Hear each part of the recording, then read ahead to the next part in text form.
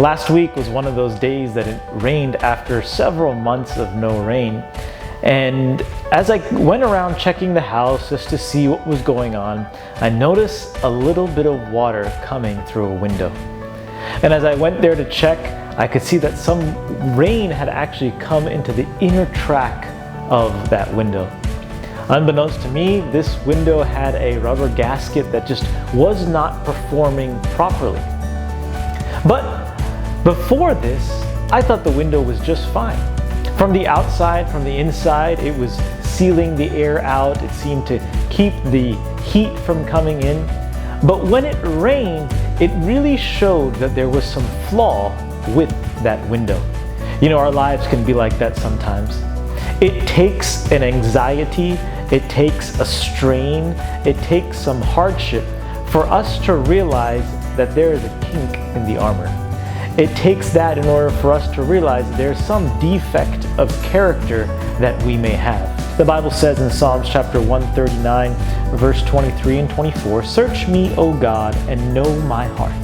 Try me and know my anxieties, and see if there's any wicked way in me, and lead me in the way everlasting." You see, when those situations expose the holes, when they expose the defects, when we're in those unfavorable times in our lives, we may then only realize that we have an anger issue. It was that trigger that now causes us to be in a rage that we are not used to seeing. Or it could be a situation where you don't think of yourself as a gossiper. Yeah, when no one else is talking about other people, you may not volunteer information, but when everyone else is talking about someone, you certainly do step in. Or it could be hatred.